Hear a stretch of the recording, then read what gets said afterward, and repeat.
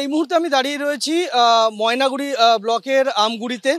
এই আমগুড়ি অঞ্চলের তারারবাড়ি গ্রাম, যে গ্রামের পিছনে একসময় একটা বাঁধ ছিল। একটা বাঁধ ছিল, যে বাঁধটা সরাসরি জল ঢাকা যে নদী, সেই নদীর জল যাতে গ্রামে না ঢোকে তাকে আটকানোর জন্য চেষ্টা করত। এবং সেই বাঁধ একেবারে ধুয়ে মুছে সাফ হয়ে গিয়েছে। তুমি দেখতে পাবে প্রায় প্রায় আমরা যদি ধরি হিসেব মতো প্রায় 50 থেকে 60-70 ফুট জায়গা জুড়ে কিন্তু এরকম ধ্বংসলীলা চলেছে।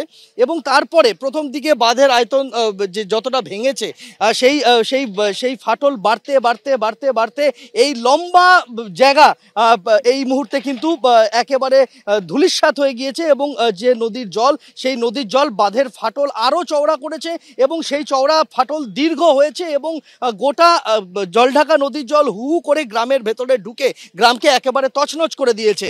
তুমি দেখতে পাবে যে বাঁধের আর কোনোটাই কিন্তু আস্ত নেই এই মুহূর্তে।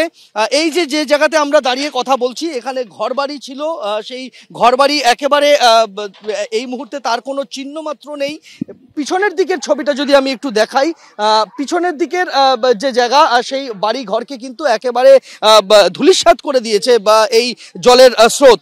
যারা বাসিন্দারা ছিলেন, যারা এই বাড়িগুলিতে থাকতেন, তারা কিন্তু রীতিমতো বিপাকে পড়েছে। একটু সামনে আসবেন, আপনার সাথে একটু কথা বলবো। আপনার বাড়ি কোথায় ছিল, কোন জায়গাটায় ছিল? আমার বাড়ি এই যে পুকুরটা এখানে গাড্ডা হয়ে গেছে, এখানটাই আমাদের বাড়ি ছিল। কবে একেবারে এই পরিস্থিতি হলো?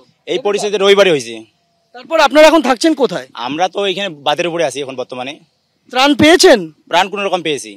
তো যেই সময় রবিবারে, তখন তো আমি ছিলাম, আমি আমার বউকে নিয়ে সদর হাসপাতালে ছিলাম, ওইখানে আমার পেশেন্ট আছে, সিজার পেশেন্ট।